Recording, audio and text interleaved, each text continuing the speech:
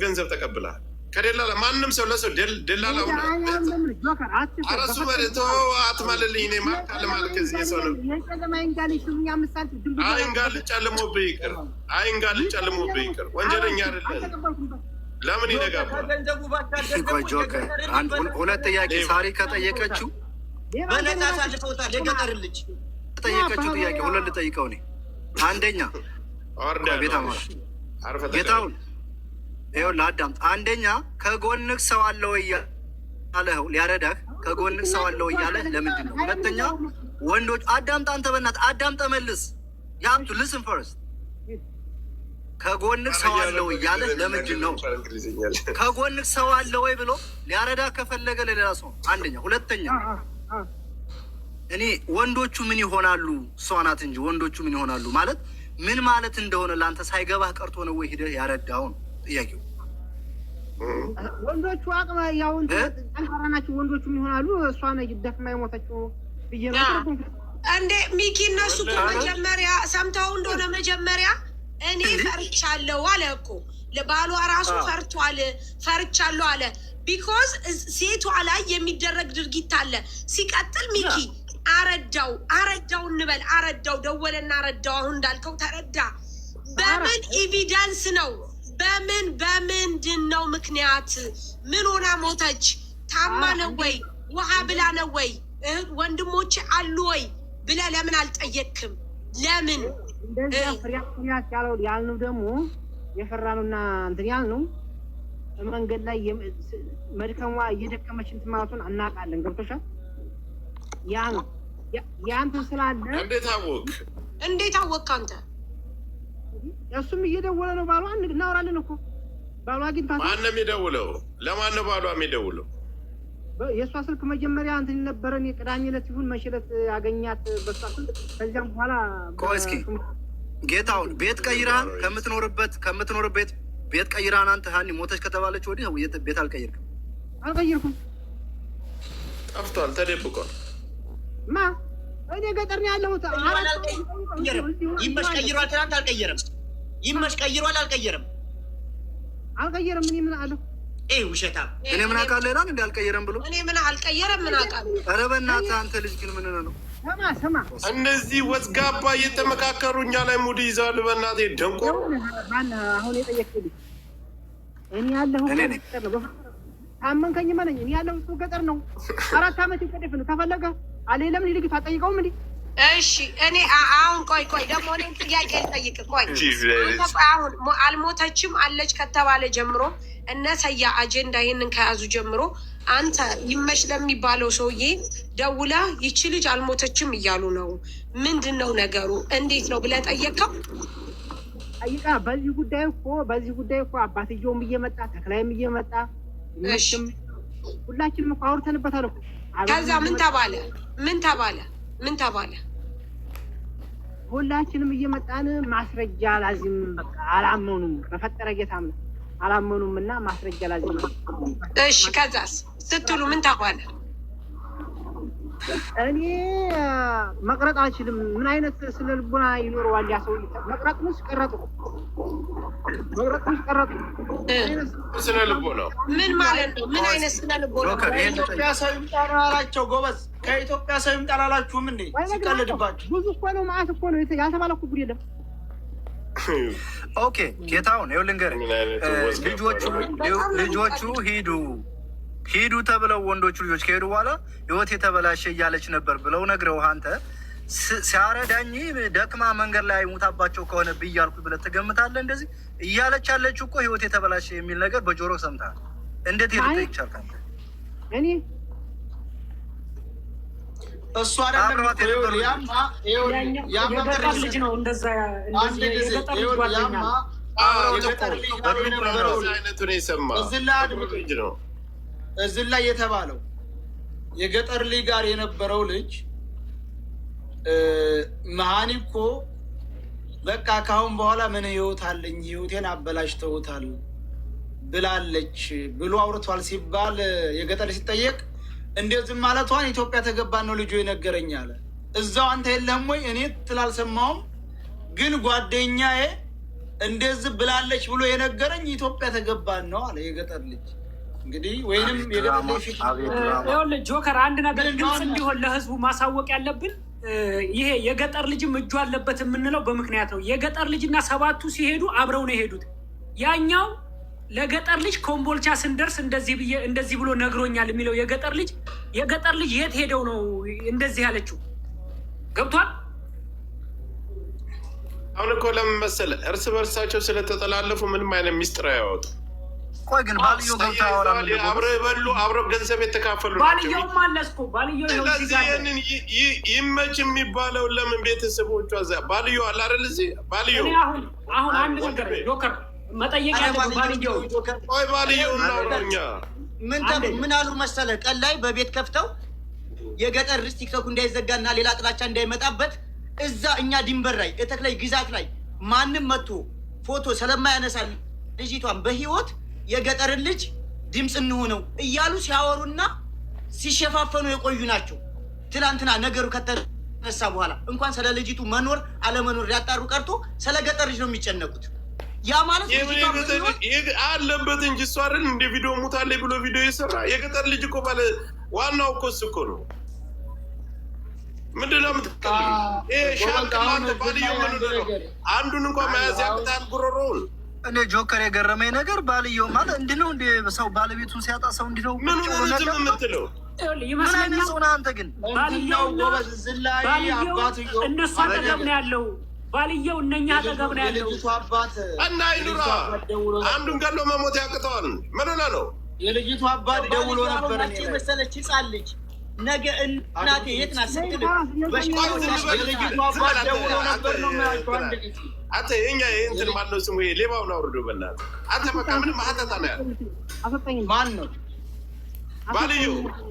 ዝም በል በቃ አስፈንጥረው ጌታውን። ወይ ጌታውን እሰቡበት። እኛ ካሁን በኋላ በዚህ ጉዳይ እንመጣም። ስራ አለን።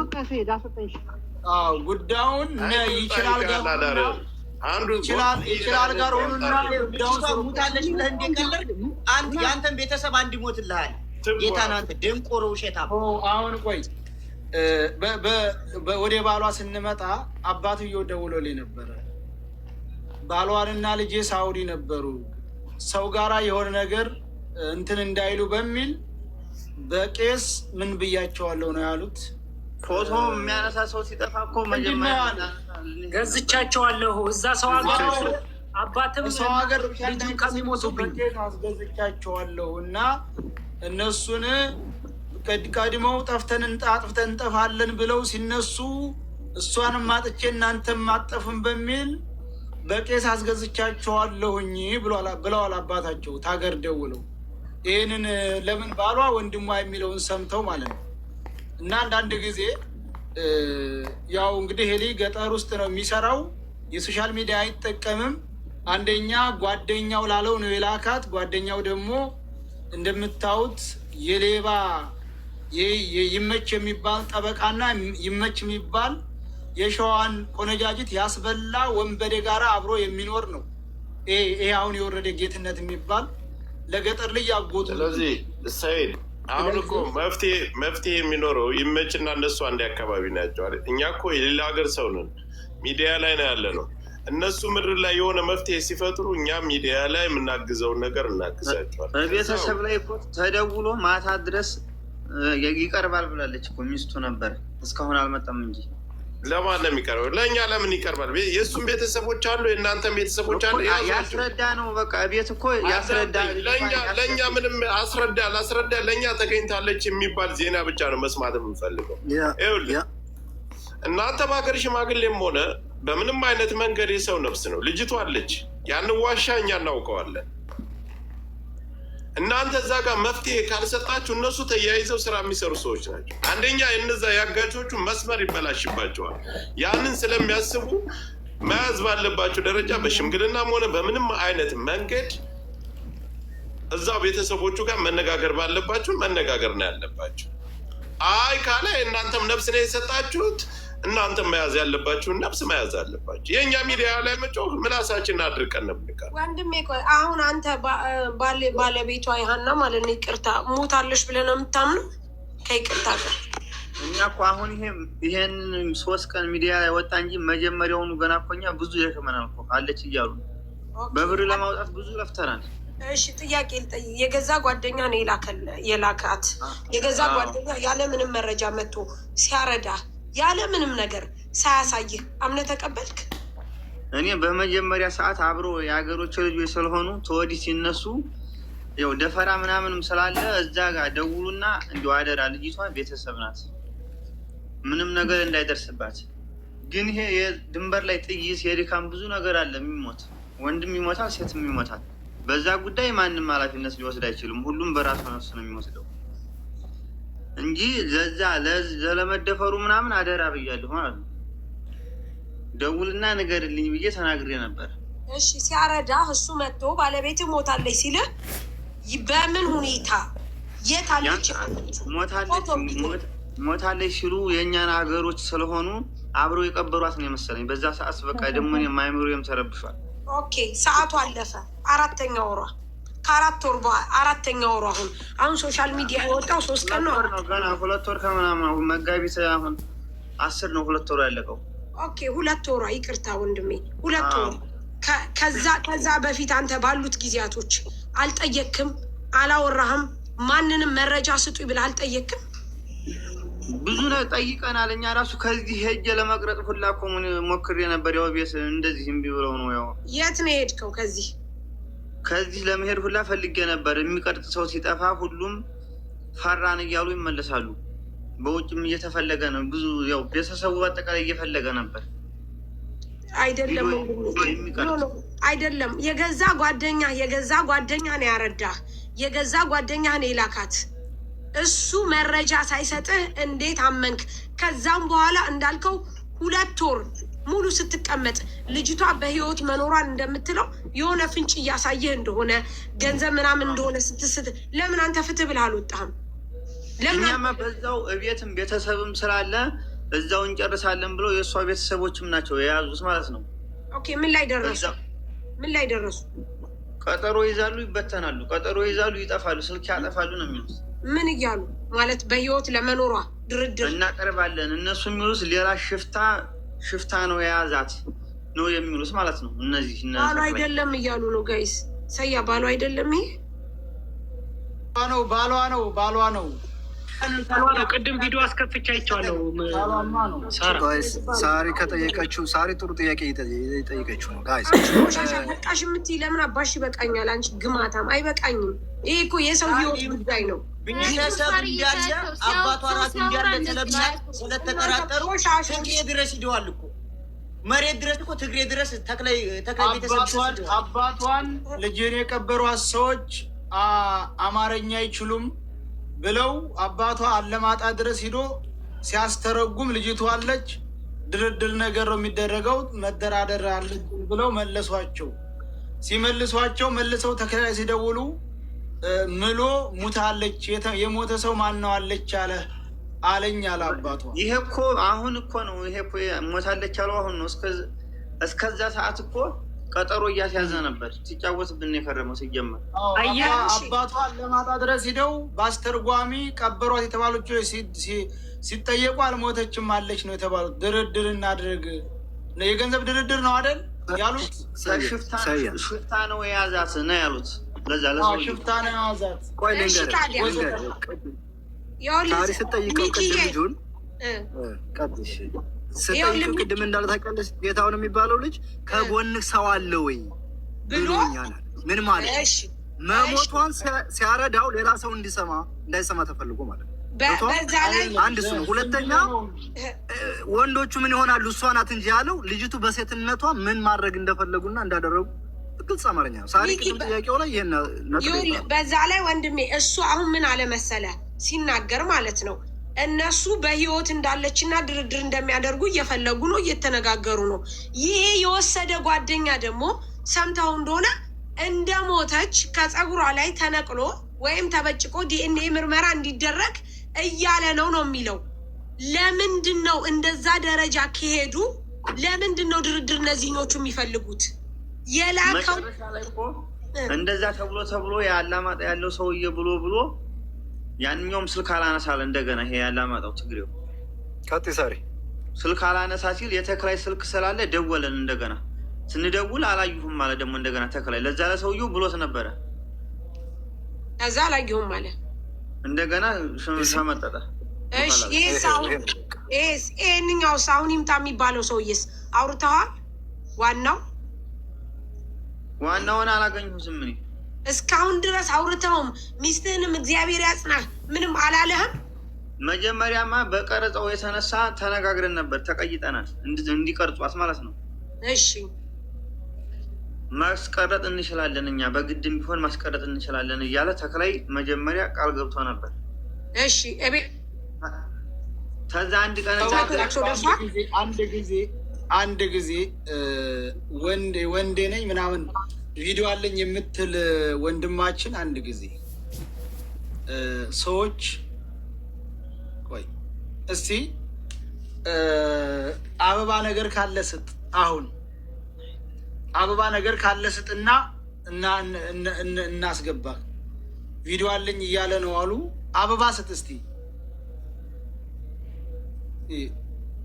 ቶሎ በል እስቲ አበባ ካለ ስጥ፣ ወይም ደግሞ በሌላ አካውንት ጻፍልኝ እውትማ ወይም ሌሎቹ ኮሜንት ስጥ። እኔ እንጃ የእኛ ህዝብ አታድርጉ ሲባሉ አድርጉ ያሏቸው ይመስላል።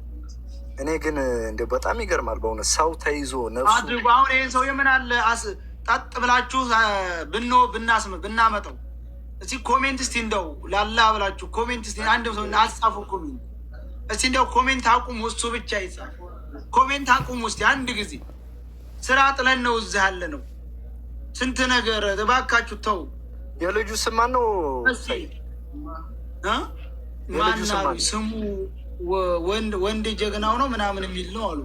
ቪዲዮ አለኝ በህይወት እንዳለች የሚያመለክት አላል የት ነህ? ናግባ እንደ እውነቴን ነው የምልህ። ያን ቪዲዮ ካሳየን አንበሳ ወርድላለሁ። ናግባ በህይወት አንድ ወይንም 4 ቁጥር ጻፍ እስቲ 4 ቁጥር በብዙ ጻፍ። ቪዲዮ አለኝ የምትለው 4 ቁጥር ጻፍ። ሌሎቻችሁ 4 ቁጥር እንዳትጽፉ። 4 ቁጥር የጻፈ 4 ውሻ ይውለድ ከሱ ውጭ። ቀጥሉ ሲቀጥል አሁን 4 ቁጥር ጻፍ። እንግሊዘኛ ነው ስሙ። አንተ መጥቶ ነበር አሁን አንድ ጊዜ ደብልዩ ይላል እንግሊዘኛ ወንድሙ የሚለው አሁን መጥቶ ነበር። እስቲ ያዩ እኔ ላየው አልቻልኩም። ሞዴሬተር ሚቺ ስልጣን አለ ከፍ አድርገው ላይ ሰጣ 4 ቁጥር ጻፍ ብየዋለሁ። አሁን ተሽለዋል። 4 ቁጥር የሚጽፍ የለም። ጥሩ እርግማኑ ይሰራል። 4 የጻፈ 4 ውሻ ይወለድ ሳያስበው። ሴትም ከሆነች ወንድም ከሆነ 4 አይጥ ሆድ ውስጥ ይገኝ። 4 ቁጥር ጻፍ ቶሎ በል። ናግባ ጥሩ መጣል ጻፍ እንጂ አንተን አላልንም እኮ ከአንተ ውጭ አለን ነው።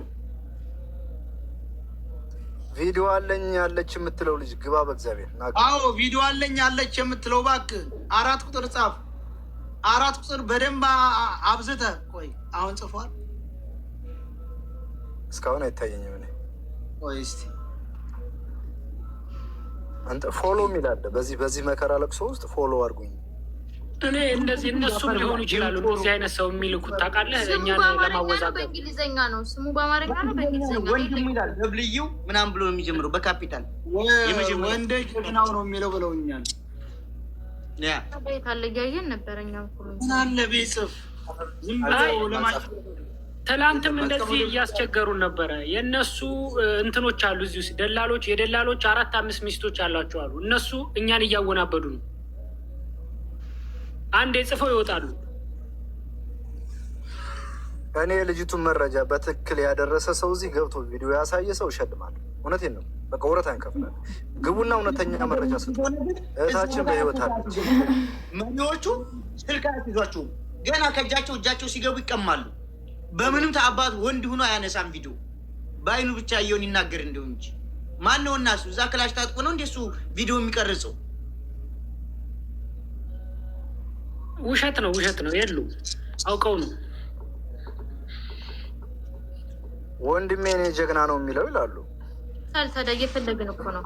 ሳሪ የጥያቄሽን ወጣ በቃ እኮ እነሱ የላኳቸው ናቸው። እና ይሄ እኮ ይመች የሚባለው እኮ ከስር ከትላንት ጀምሮ እየሰማ እኮ ነው። እኛ የምንለውን ሰምቶ አይደል? እዚህ ቲክታክ ላይ አይፈረድም፣ ምንም አያመጡም፣ ይንጫጩ ብሎ ቁጭ ብሎ እየሰማ ነው። እውነትም የምንንጫጫ